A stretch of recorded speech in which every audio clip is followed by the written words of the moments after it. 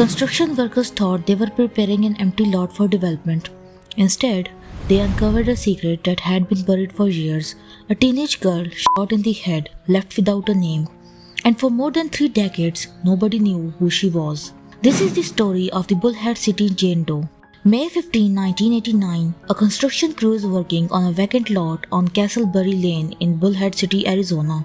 As they dig into the ground, they make a horrifying discovery: human skeletal remains. Police quickly secured the scene. Investigators determined the remains belonged to a young woman between the ages of 17 and 19. She had likely been dead for anywhere between 2 and 10 years. That meant she may have been murdered as early as 1979. The young woman had shoulder-length brown hair.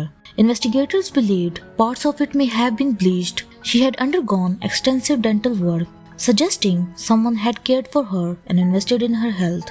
She wasn't forgotten by the people who knew her. She had a life, a family, dreams for the future.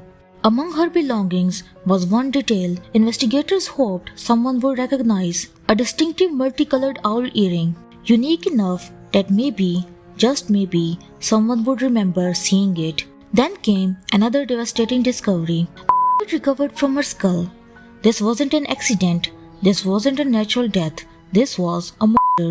Despite investigators working every lead available to them, there simply wasn't enough evidence.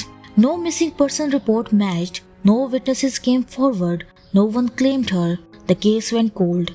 Years turned into decades. The teenage girl buried in the Arizona desert remained known only as Bullhead City Jane Doe, until science caught up with the mystery. In 2024, the Mohave County Sheriff Office approached the Bullhead City Police Department with an opportunity to secure federal funding for investigative genetic genealogy.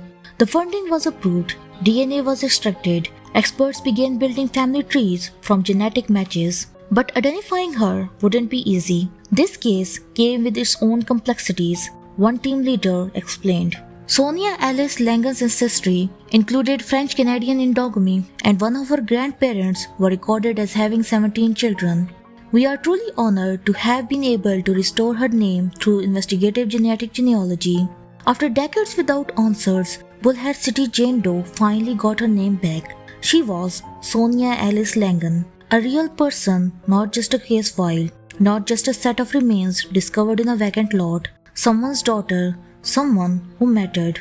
Her identity was restored thanks to everyone who put efforts to find it. But while Sonia finally has her name back, the most important question remains unanswered. Who killed her?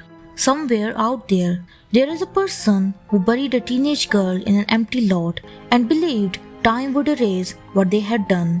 For more than 40 years, they may have thought they got away with murder.